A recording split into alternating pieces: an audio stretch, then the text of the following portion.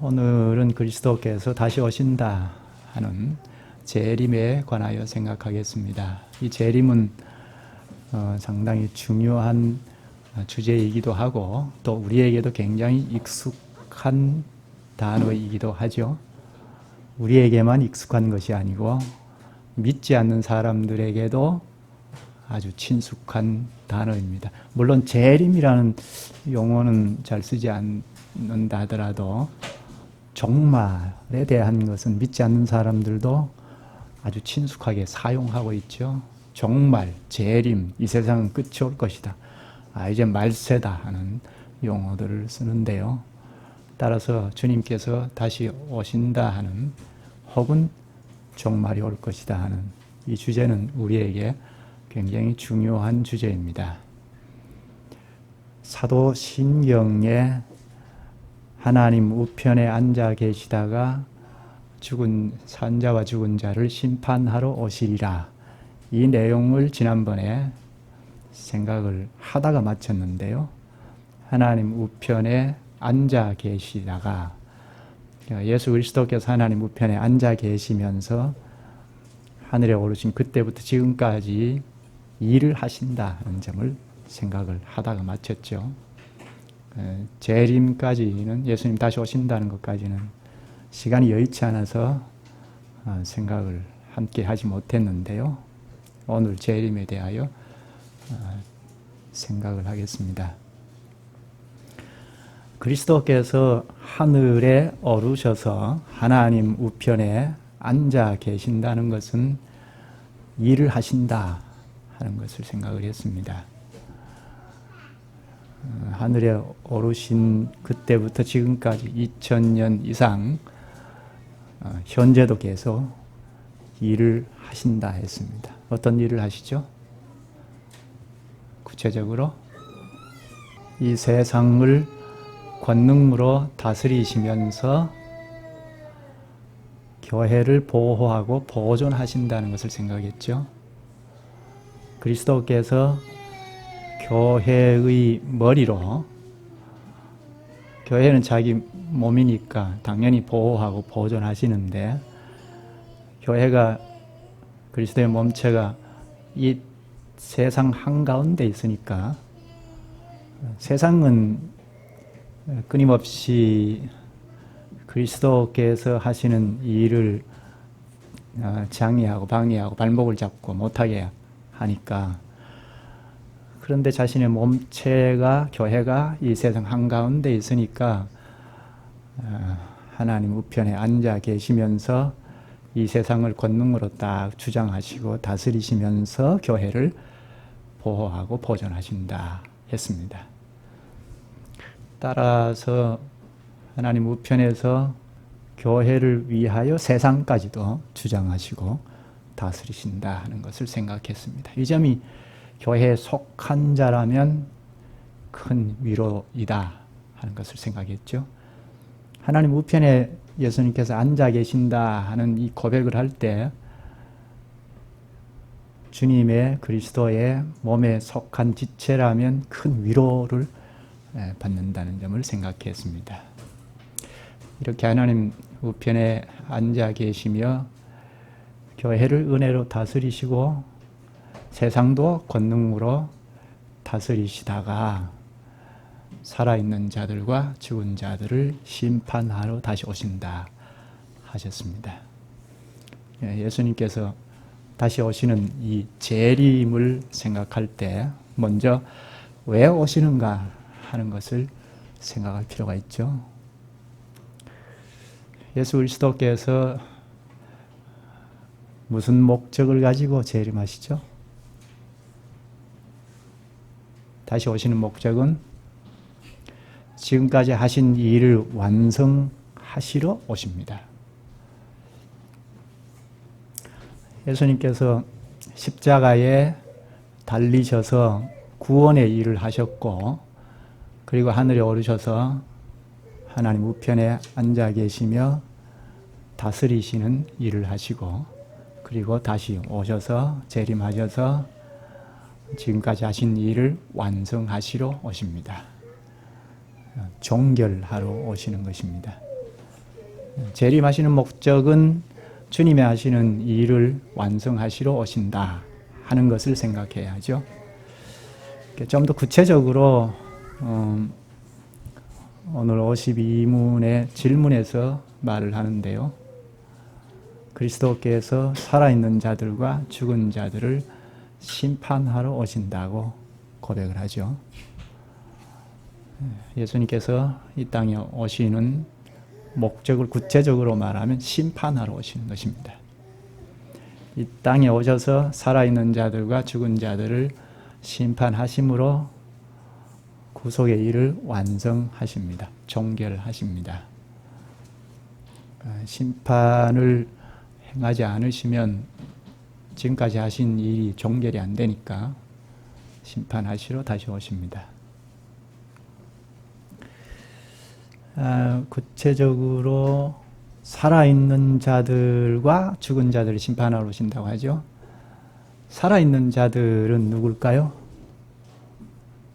예수 그리스도께서 이 땅에 오셨을 때, 다시 오셨을 때까지 살아있는 사람들이죠. 언제 오실지는 알 수 없는데 그때를 알 수 없다고 말씀해 주셨기 때문에 우리는 예수님께서 언제 오실지 잘 알 수 없습니다. 당장 내일 오실 수도 있죠. 내일 오시면 아마 우리는 다 살아있는 자들이죠. 또 가령 5년 후에 오신다면 이 가운데도 살아있는 사람들, 우리 학생들은 다 살아있을 텐데 이렇게 살아있는 자들을 심판하신다 하는 것. 그런데 문제는 죽은 자들도 심판하신다고 합니다. 죽은 시신을 놓고 심판할 수 없지 않습니까? 그런데 죽은 자들을 심판하신다고 합니다. 죄인들을 붙잡아서 수사하고 신문하고 재판을 할 때도 그렇게 재판을 받다가 죽게 되면 그걸로 종결이 되지 않습니까? 그런데 죽은 자들을 심판하러 오신다고 합니다. 죽은 자들을 어떻게 심판하죠? 이미 우리가 아는 분들도 계실 텐데 한 것을 좀 찾아보죠. 요한계시록 20장입니다. 우리 학생들을 위하여, 그리고 아직까지 명료하게 잘 모르는 분들을 위해서 성경 구절을 좀 찾으면서 생각을 하죠. 예수님께서 재림하시는 목적은 자신의 일을 완성하시러 오시는데 좀 구체적으로 심판하시러 오신다.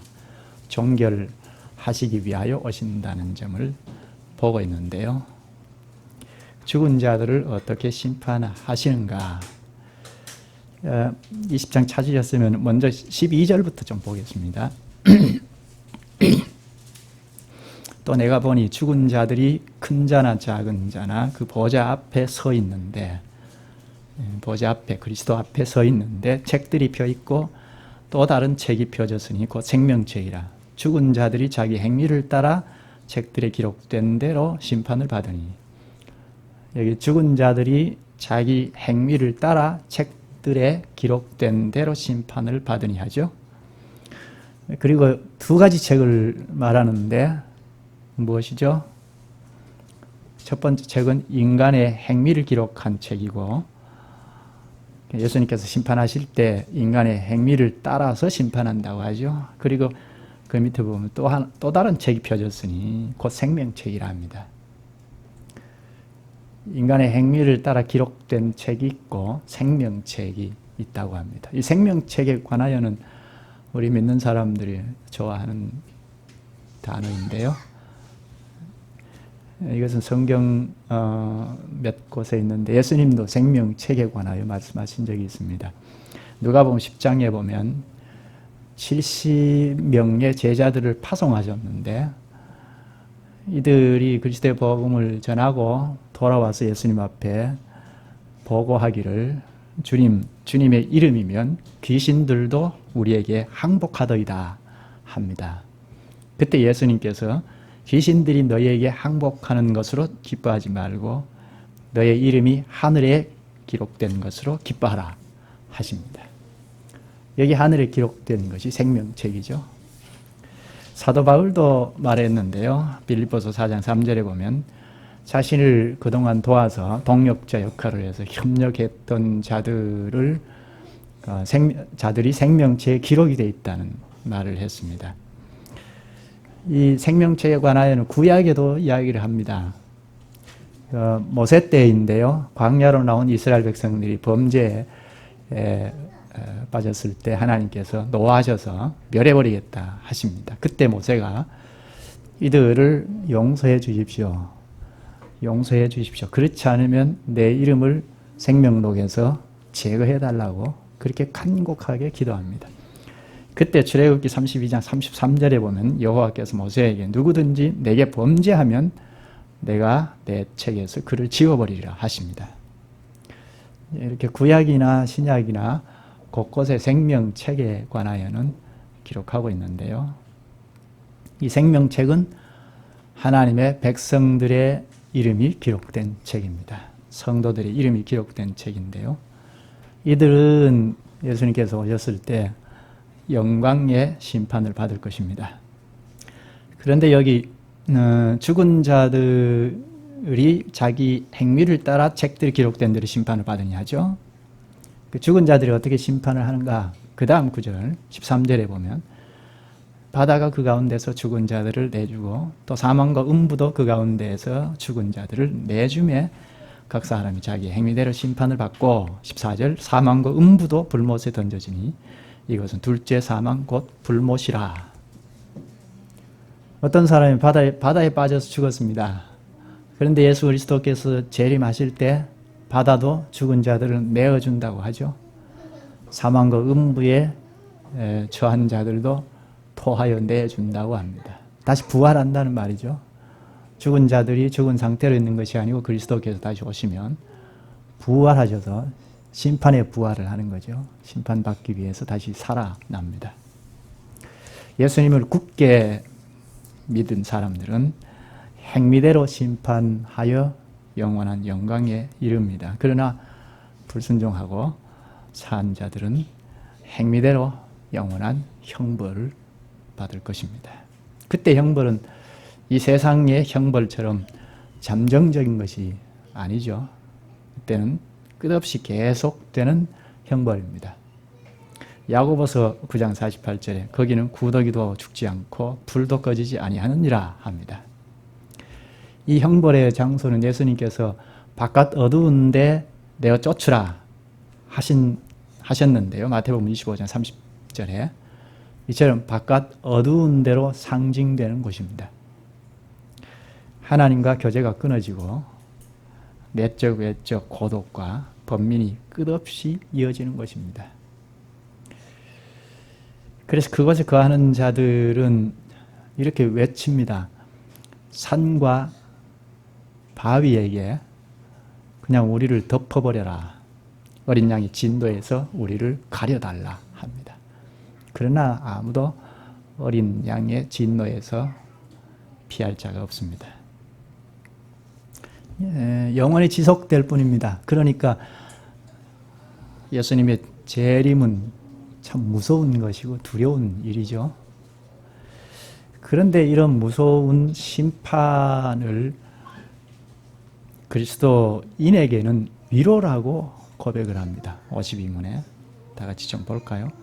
그리스도께서 살아있는 자들과 죽은 자들을 심판하러 오실 것은 당신에게 어떠한 위로를 줍니까? 다 같이 내가 어떠한 핍박을 당하더라도 전에 나를 대신하여 하나님의 심판대 앞에 서시사 내게 임한 모든 저주를 제거하신 바로 그분이 심판자로서 하늘로부터 오시기를 머리들어 기다립니다.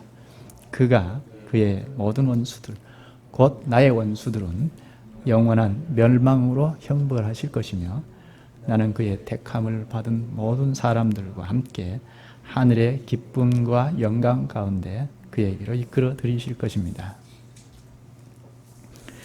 예수님께서 최종 심판하러 재림하시는 것이 어떤 위로가 되는가?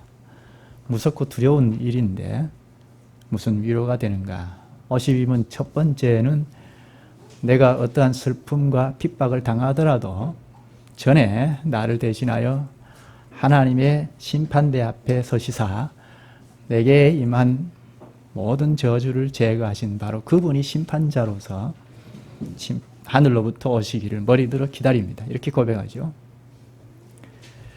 심판하시는 심판자로 고백하는데 예수님을 재림하시는 예수님을 심판자로 고백하는데 심판자이신 그분이 전에 나를 대신하여 하나님의 심판대 앞에 서시사 내게 임한 모든 저주를 제거하신 분이라고 하죠.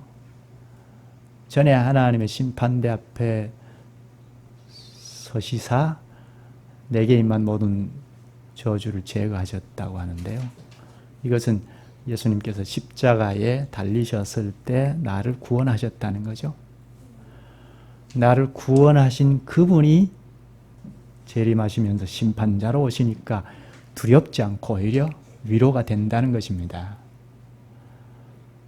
그냥 심판자로 오시면 두렵기 짝이 없을 텐데 심판자로 오시는 그분이 전에 나를 구원하신 분이라는 것입니다. 구원주이신데 심판자로 오신다는 것이 우리에게는 위로라는 것입니다.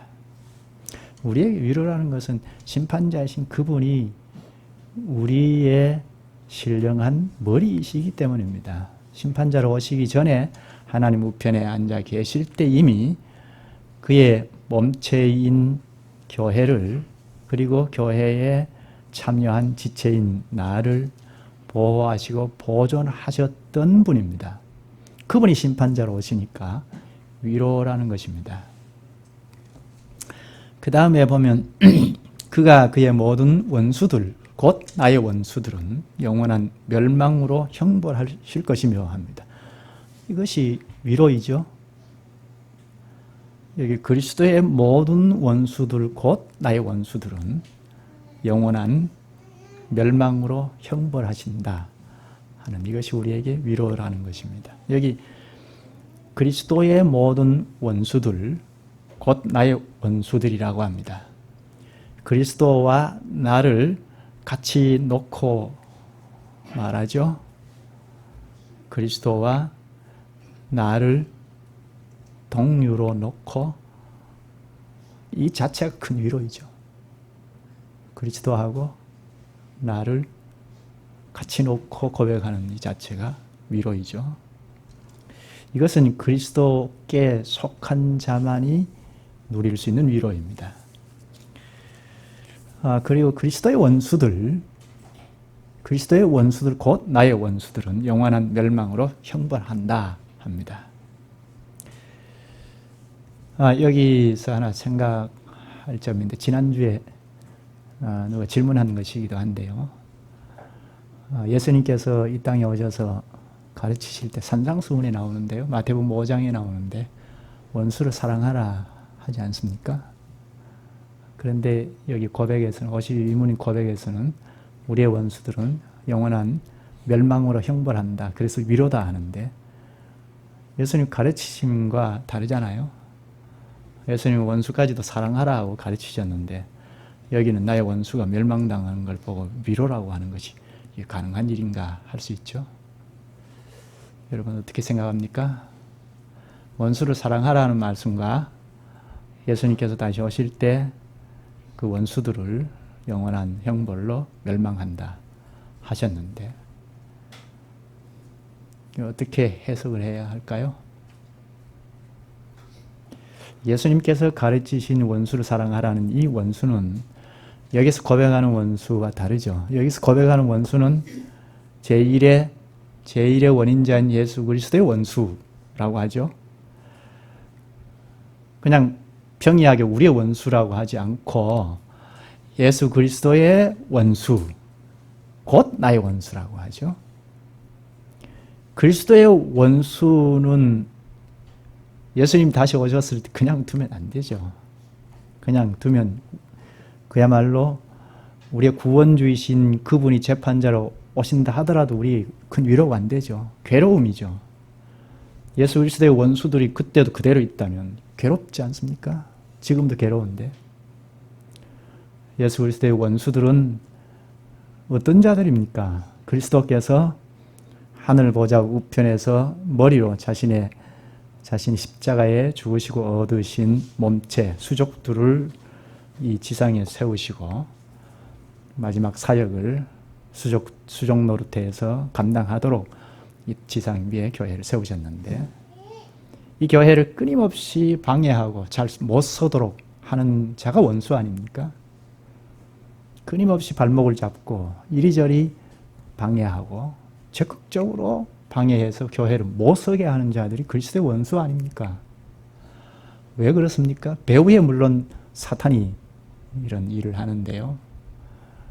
자기 편이 아니니까 교회가 잘 서가면 갈수록 자기는 이제 마지막 때가 가까워서 무저갱이로 들어가니까 끊임없이 그 쫄개들을 파송해서 교회를 잘 못 서게 하는 것입니다. 하나님 나라가 보급되지 않도록 하는 것입니다. 그러니까 이들은 그리스도의 원수이고 당연히 마지막 때는 예수님 재림하시면 멸망을 당해야 하죠. 그런데 예수님께서 마태복음 5장에서 너희 원수를 사랑하라 하신 이 말씀은 그저 우리의 원수를 말합니다. 우리가 이 땅에 살아가면서 원수 관계가 있을 수 있지 않습니까?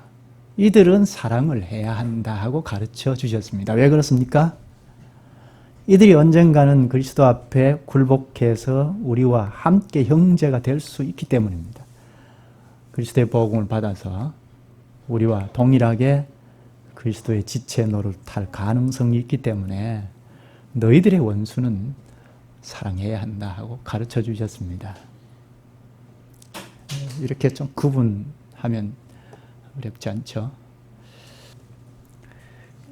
또 하나 위로를 말하는데요. 52문 그 다음 보면 나는 그의 택함을 받은 모든 사람들과 함께 하늘의 기쁨과 영광 가운데 그에게로 이끌어 들이실 것입니다. 그러니까 위로라 하는 것입니다. 그리스도의 택함을 받은 모든 사람들과 함께 하늘의 기쁨과 영광 가운데 그리스도에게로 이끌어 올라갈 것입니다. 그러니까 우리에게는 위로입니다. 택자들을 하늘의 기쁨과 영광 가운데로 이끌어 들이시면 그리스도께서 하시는 구원의 사역은 마감이 됩니다. 완성이 됩니다. 재림은 주님께서 하시는 일의 완성인데 그분이 하시는 일이 완성되는 것인데 나도 거기에 포함이 되죠. 그분이 택한 모든 사람들과 함께 나도 거기에 참여하지 않습니까? 인비듬 때문에 재림과 심판이 두려움이 아니고 오히려 큰 위로입니다. 예수 그리스도와 상관이 없는 자들은 큰 두려움이지만 두렵기 짝이 없는 일이지만 그리스도를 굳게 믿는 우리에게는 재림과 심판이 구원의 완성이니까 구원의 완성인데 내가 거기에 참여하니까 큰 기쁨이고 위로입니다. 이런 기쁨을 요한계시록 19장 9절에는 어린 양의 혼인잔치에 초청된 것으로 그립니다. 어린 양의 혼인잔치에 청함을 받은 자들은 복이 있도다 합니다. 따라서 그리스도의 재림은 우리에게 큰 복입니다. 그런데 그리스도께서 어떤 방식으로 재림하시는가 하는 것도 생각할 수 있죠. 생각할 점이죠. 첫째, 우리 눈으로 직접 확인할 수 있게 오십니다. 지난번에 우리가 생각을 했나요? 사도행전 1장을 찾아보면서 생각을 했죠. 하늘로 올리우실 때 어떻게 올라가셨다고 하죠? 제자들이 보는 데서 복을 선언하시면서 올라가시는데 영광의 구름이 이렇게 감싸 안고 올라갔다고 했죠. 그런데 올라가신 본 그대로 오신다고 말씀을 또 하십니다. 그러니까 재림하실 때는 올라가신 그 영상을 우리가 기억하고 그렇게 오신다고 생각하면 됩니다. 다 보는 데서 재림하십니다. 요한계시록 1장 7절에 보면 볼지어다 구름을 타고 오시리라 각인의 눈이 그를 보겠고 그를 찌른 자들도 볼 터이요 땅에 있는 모든 족속이 그를 인하여 애곡하리니 그러하리라 합니다. 예수님께서 하늘로 올리우실 때 그 모습 그대로 다시 오시니까, 다시 오실 때는 공개적으로 오십니다. 뭐 몇몇 사람만 보는 것이 아니고 공개적으로 오십니다. 물론 그리스도께서 오순절날 교회에 성령을 보내주셔서 세상 끝날까지 함께 하시는데요. 그러나 성령을 보내셔서 교회와 함께 하시는 이것이 재림인 것은 아닙니다. 그리스도께서 다시 공개적으로 오실 것입니다. 그때 공개적으로 오시는 이 재림은 만천하가 다 볼 수 있게 오십니다. 은밀하게 비밀스럽게 임재하시는 것이 아닙니다. 세대주의자들은 은밀하게 오시는데 그 후에 시간이 좀 경과된 다음에 공개적으로 온다고 말하는데, 그것은 성경의 가르침이 아닙니다. 예수님께서 보라, 그리스도가 골방에 있다 해도 믿지 말라 하셨습니다. 마태복음 24장 26절. 재림은 단번에 이루어지는 공개적인 사건입니다. 예수님께서 번개가 동편에서 나서 서편까지 번쩍임 같이 인자의 임함도 그러하리라 하셨습니다. 마태복음 24장 27절입니다. 번개가 번쩍하고 치면 다 보지 않습니까? 그렇게 재림하신다고 하셨습니다. 재림은 온 세상이 다 알 수 있게 공개적으로 일어납니다. 또 하나는 사람들이 생각할 때는 갑자기 임한다고 할 수 있습니다. 사람들이 그저 평범한 생활을 하고 있을 때 재림하십니다. 한 곳을 찾아보죠. 앞에서 읽었는데 마태복음 24장입니다. 얼른 찾아보죠. 24장 27절을 아까 읽었죠. 번개가 번쩍이는 것처럼 공개적으로 온다고 했는데요. 지금 찾아볼 곳은 창세기 6장부터 나오는 노아 시대의 예를 들어서 예수님께서 말씀하신 건데요. 예수님 다시 오실 때 상황을 말씀하셨는데요. 마태복음 24장 찾으셨으면 37절을 볼까요? 여기 보면 노아 시대처럼 예수님이 오시는데 어느 날 갑자기 오시는 것처럼 말씀하십니다. 24장 37절, 노아의 때와 같이 인자의 임함도 그러하리라. 홍수 전에 노아가 방주에 들어가던 날까지 사람들이 먹고 마시고 장가들고 시집가고 있으면서 홍수가 나서 그들을 다 멸하기까지 깨닫지 못하였으니 인자의 임함도 이와 같으리라. 여기 먹는 것, 마시는 것, 장가드는 것, 시집가는 것, 이것은 사람이면 다 하는 것이죠. 누구나 다 하는 것인데 이것은 일상생활을 말하죠. 일상생활을 하면서 아무도 홍수로 심판받을 것이라는 것을 깨닫지 못했다고 하죠. 그리스도의 재림도 이와 같다고 합니다. 이런 점에서 어느 날 갑자기 느닷없이 오는 거죠. 홍수가 멸할 때까지, 홍수로 사람들이 다 물속에 잠길 때까지 심판받을 줄은 몰랐다는 겁니다. 그들에게는 느닷없이 온 거죠. 예수 그리스도께서 재림하실 때도 이와 같다고 하십니다. 수련회 가서 잠깐 좀 복습을 할 텐데요. 창세기 6장부터 몇 강을 할 텐데 잠깐 보자면 노아 가정들은 구원을 받았는데 나머지는 다 멸망을 받았죠. 가인의 계열 뿐만 아니라 하나님을 믿고 예배한다는 셋의 공동체도 다 멸망을 받았습니다. 다 물속에 잠긴 자들과 노아의 가정의 차이가 무엇이죠? 먹고 마시고 시집가고 장가가고 이것은 똑같이 했습니다. 일상생활을 똑같이 했는데 하나 다른 점이 있어요. 무엇이에요?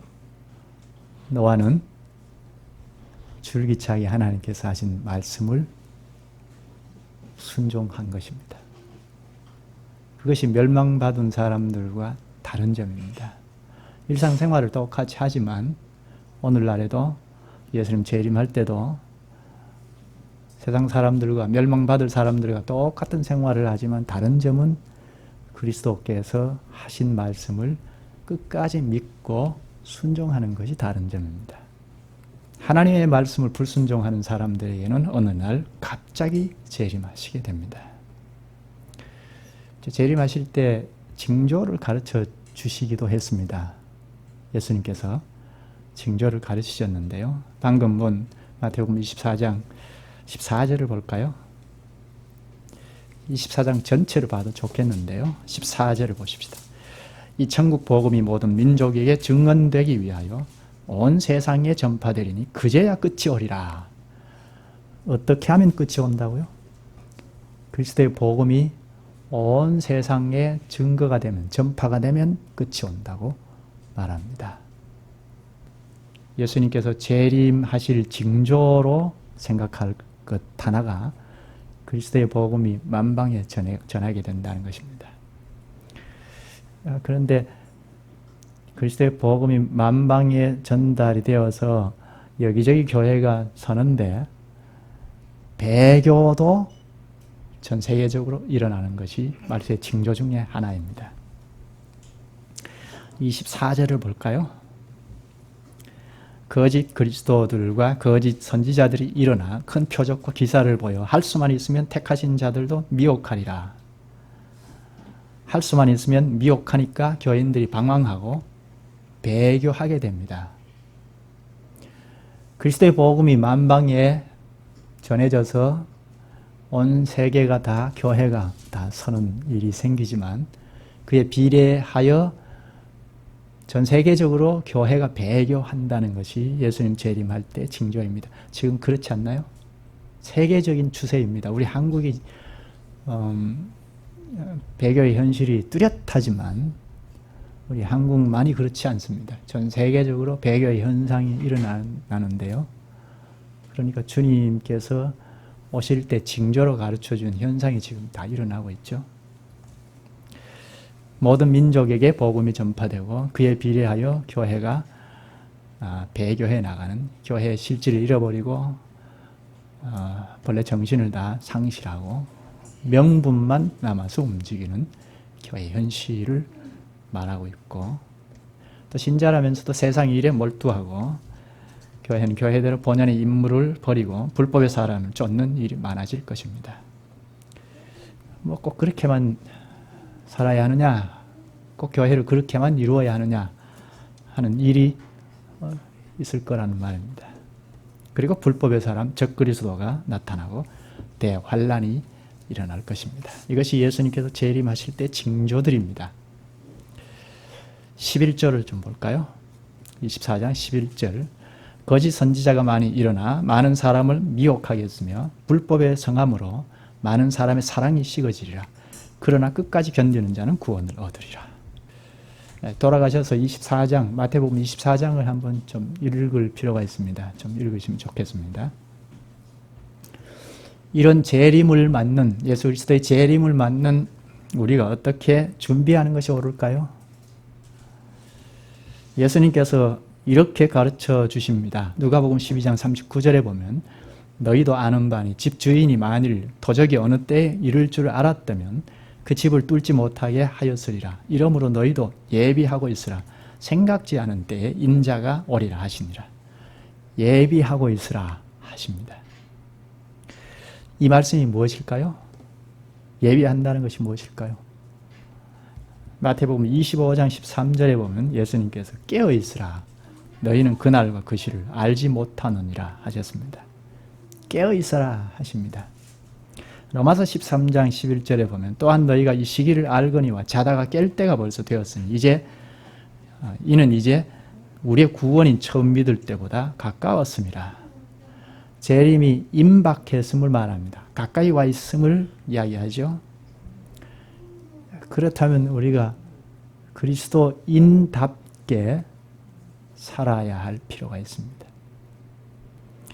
그리스도인답게 살려면, 혹은 앞에서 말한 깨어 있으려면 그리스도의 원수를 나의 원수로 생각할 수 있어야 합니다. 52문에서 그걸 고백합니다.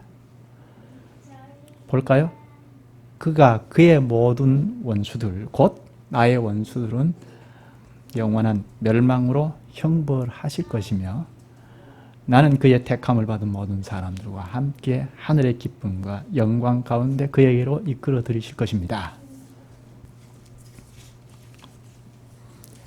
그리스도의 원수들 곧 나도 원수로 생각하고 살아야 하겠다는 것입니다. 그런 구분도 없이 누구든지 사랑한다, 불법한 사람도 사랑한다 하면 그리스도께서 재림하실 때 큰 낭패를 볼 것입니다. 왜 그렇죠? 그들이 다 영원한 멸망으로 형벌을 당할 것이기 때문에 그들과 짝하고 살았으면 나도 낭패를 보죠. 예수 그리스도께서 재림하신다 하는 것을 인식하고 준비하는 우리는 무엇보다 그리스도의 원수들이 나의 원수들이라는 것을 분명하게 할 수 있어야 하죠. 반면에 그리스도의 택함을 받은 모든 사람들을 형제로 알고 사랑할 수 있어야 합니다. 왜 그렇습니까? 그리스도 그의 택함을 받은 모든 사람들과 함께 하늘의 기쁨과 영광 가운데 그에게로 이끌어 들이실 것이기 때문입니다. 주님의 택함을 받은 자들이 누구죠?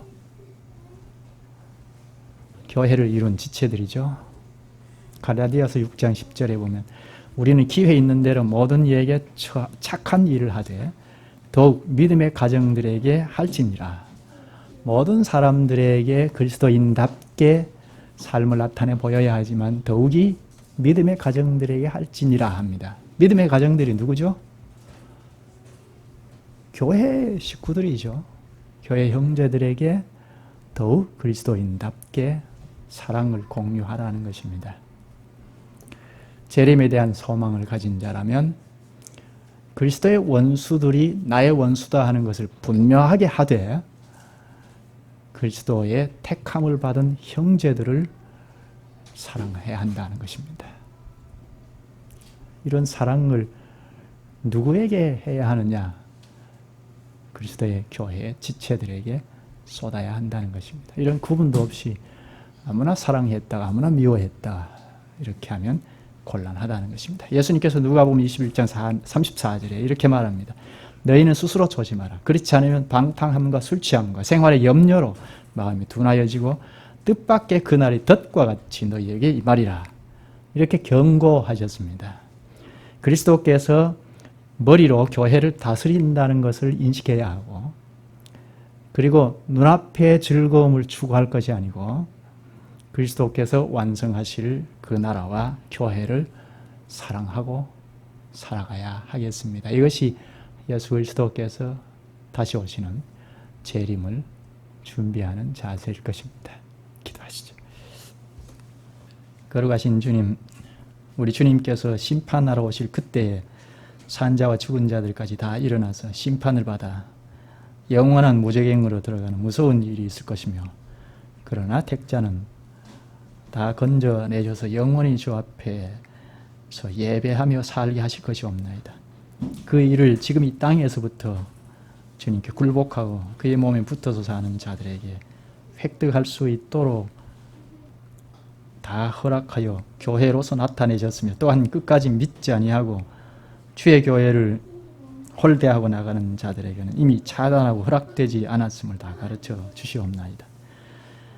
이에 저희가 주님 편에서 주님의 원수를 나의 원수로 알고 주님을 믿는 형제를 더 사랑하면서 살게 하여 주시옵소서. 배교의 시대를 접하는 저희가 긴장을 놓지 않고 주님의 교회를 사랑하며 주님의 오심을 기대하게 하여 주옵소서. 예수님의 이름으로 기도하옵나이다. 아멘.